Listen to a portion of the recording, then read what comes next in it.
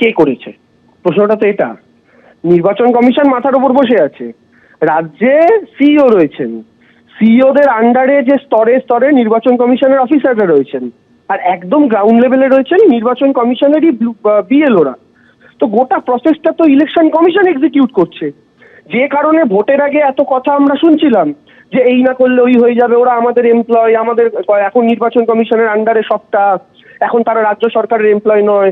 তো ইলেকশন কমিশনের এমপ্লয়, গোটাটা করছে ইলেকশন কমিশন, নির্দেশ ইলেকশন কমিশনের, ওয়েবসাইট ইলেকশন কমিশনের, পদ্ধতি বলে দাও ইলেকশন কমিশনের, মাথার পেছনে উস্কানি অমিত শাহের, দিল্লিতে বসে আছেন জ্ঞানেশ কুমার।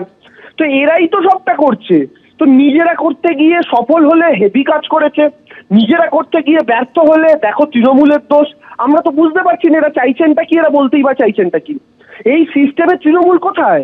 এই সিস্টেমে তৃণমূল ততটাই যতটা বিজেপি, যতটা সিপিএম। কারণ আমাদেরও বিএলএ আছে এজেন্ট, বিজেপিরও এজেন্ট আছে, সিপিএম এরও এজেন্ট আছে। এজেন্টদের কাজ সঙ্গে সঙ্গে যাওয়া, মানুষকে অ্যাওয়্যার করা, সেইটুকু কাজ আমরা করছি, যেটা বাকি রাজনৈতিক দলগুলো করছে। ওদের লোক কম, আমাদের লোক বেশি, এইটুকুই যা তফাৎ। বাকি গোটা প্রসেসটা ইলেকশন কমিশন করছে, তাদের এমপ্লয়িরা করছে। তো এখানেও তৃণমূলের ভূত কেন দেখছেন? আসলে বিজেপি ভেবেছিল বিহারে এসআইআর করেছে আর আসামে এনআরসি করেছে, এই দুটো জায়গাতেই সরকারটা ওদের। তাই ওরা ভেবেছিল এখানে ওরকম কাঠপুতুলের মতো নাচিয়ে বিরোধী ভোটারদেরকে বাদ দেবে লিস্ট থেকে। কিন্তু সেটা হচ্ছে না দেখি শ্রমিক ভট্টাচার্য থেকে শুভেন্দু অধিকারী প্রত্যেকের নার্ভাস ব্রেকডাউন হয়ে গেছে। নির্বাচন কমিশনের কড়া ডোজ, আর তারপর দুয়ে নামলো মৃত্যুহীন বুথের সংখ্যা। প্রথমে 2208, তারপর 480, তৃতীয়বার 29, চতুর্থবার 7, আর 7-এর পর এবার মৃত্যুহীন বুথ নামলো মাত্র দুটিতে। এই বিষয় নিয়ে আরো বিস্তারিত আমাদের জানাবেন প্রতিনিধি রুমা পাল, আমাদের সঙ্গে রয়েছেন। রুমা, দেখো, জানি রাখি, কমিশন আগেই বলেছিল যে এই সংখ্যা কিন্তু একদম একদম শূন্যতে গিয়ে পৌঁছবে। সেক্ষেত্রে দেখা যাচ্ছে এই সংখ্যা কিন্তু এখন দুটো বুথে মাত্র পৌঁছেছে, যেটা হচ্ছে তোমার হাওড়াতে একটি বুথ এবং পশ্চিম মেদিনীপুরে একটি বুথ। দেখো, 2208 যেটা বুথ বলা হয়েছিল, যেখানে কোনো ডেড ভোটার্স নেই, ডুপ্লিকেট নেই, ট্রান্সফার ভোটার্স নেই, সেখানে কিন্তু দক্ষিণ 24 পরগনা শীর্ষে ছিল। যখন 7-এ গিয়ে এই সংখ্যা পৌঁছলো, তখনও কিন্তু দক্ষিণ 24 পরগনার নাম ছিল। এবং এখন দেখা যাচ্ছে দক্ষিণ 24 পরগনা কিন্তু কোনো এরকম কোনো বুথ পাওয়া যাবে না যেখানে কিন্তু মৃত নেই। এবং শুধুমাত্র হাওড়াতে এবং পশ্চিম মেদিনীপুরে একটি একটি করে বুথ রয়েছে, মাত্র দুটি, যেখানে এই সংখ্যা, যেখানে দেখা যাচ্ছে যে কোনো মৃত ভোটার নেই বা শিফটেড নেই, ডুপ্লিকেট ভোটার নেই। অর্থাৎ 2208 যেটা নির্বাচন কমিশন জানিয়েছিল যে এআই এর মাধ্যমে সেটা ধরা পড়েছে, এবং দেখা যাচ্ছে যে এখানে কিছুটা অবশ্যই ওর মধ্যে গরমিল রয়েছে, কারণ মৃত ভোটার নেই।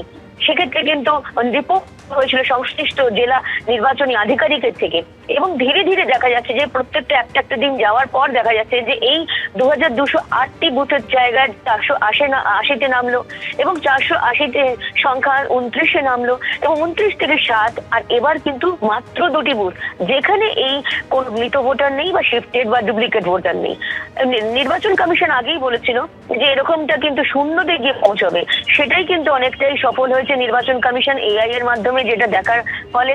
এবং অর্থাৎ বোঝা যাচ্ছে যে বেশ কিছুটা কিন্তু সেখানে বেনিয়ম বা অনিয়ম হয়েছিল, এবং সেই রিপোর্ট চাওয়ার পরই কিন্তু সেই যে বেনিয়ম হয়েছিল সেটা কিন্তু ধীরে ধীরে অনেকটাই শুধরানো গেছে। এবং 2208টি বুথ, এই মুহূর্তে মাত্র দুটি বুথ রয়েছে যেটা কিন্তু যেখানে শিফটেড ভোটার বা মৃত্যুহীন ভোটার নেই। এটা কিন্তু নির্বাচন কমিশন বলা যেতে পারে নিজেদের তরফ থেকে যে এআই এর যে ব্যবহার করা হবে বলা হয়েছিল, সেটা কিন্তু অনেকটাই সফল, এমনটাই কিন্তু কমিশন সূত্রে খবর।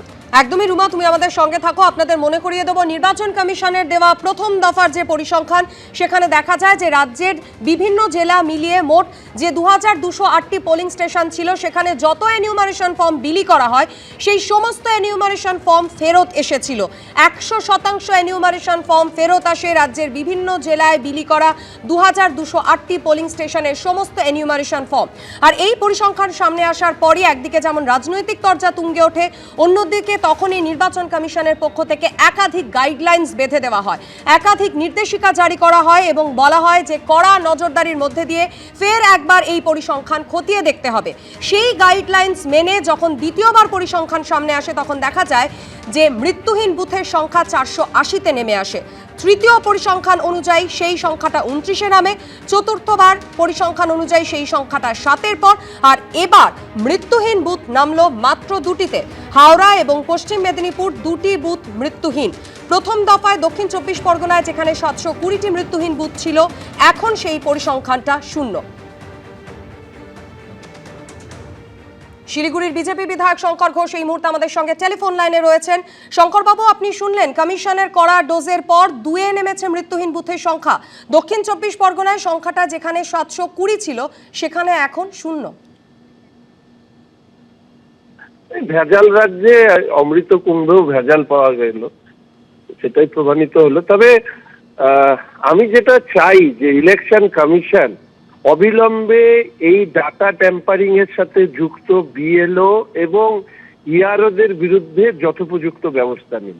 কারণ এটা ঘটনা যে রাজ্যের সরকারের কিছু অনুগত দাস কর্মচারী তারা এবং ইআরওরা যোগ সাজস না করলে এই ধরনের মৃত্যুহীন বুথ পাওয়া যেতে পারতো না। আজকে যখন এটা পরিষ্কার হয়েছে যে এই ডাটা যে কোনো কারণেই হোক, সেটা ইচ্ছাকৃত বা অনিচ্ছাকৃত যেটাই হোক না কেন, এদেরকে যদি শাস্তি না দেওয়া হয় তাহলে ভবিষ্যতে এরপরে যে রিভিউ পার্টে, হিয়ারিং পার্টে যাবে, সেখানেও এই ধরনের ঘটনা ঘটবে বলে আমি মনে করি। অনেক ধন্যবাদ শঙ্করবাবু আমাদের সঙ্গে কথা বলার জন্য। কমিশনের কড়া ডোজ আর তারপরই 2-এ নামলো মৃত্যুহীন বুথের সংখ্যা। রুমা পাল আমাদের প্রতিনিধি সঙ্গে রয়েছেন।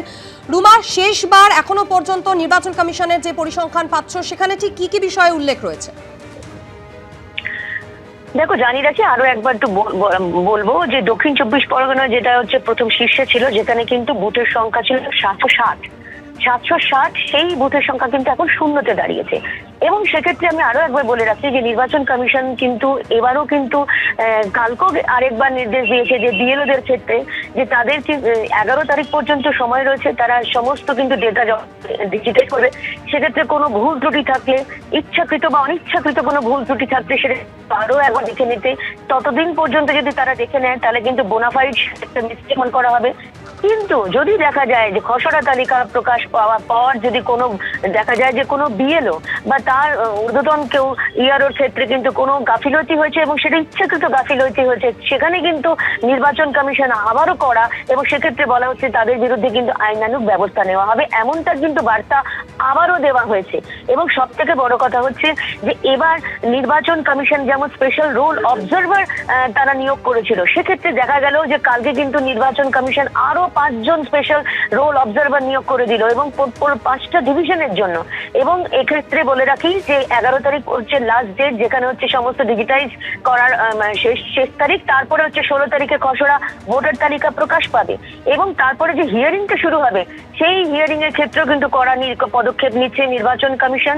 এবং জানিয়ে রাখি যে নির্বাচন কমিশন বিএলওদের ক্ষেত্রে কিন্তু আবারও ওই একই বার্তা এবং কড়া বার্তা দিচ্ছে যে কোনো ভুল ত্রুটি থাকলে কিন্তু সেটা সঙ্গে সঙ্গে সেটা শুধরে নেওয়ার জন্য, কোনো অনিচ্ছাকৃত ভুল থাকলো অথবা ইচ্ছাকৃত ভুল যদি কোনো পাওয়া যায়, সেক্ষেত্রে কিন্তু কড়া পদক্ষেপ নেবে নির্বাচন কমিশন এবং সেক্ষেত্রে আইনানুগ ব্যবস্থা নেওয়া হবে তাদের বিরুদ্ধে যারা এই ঘটনা ঘটিয়েছে।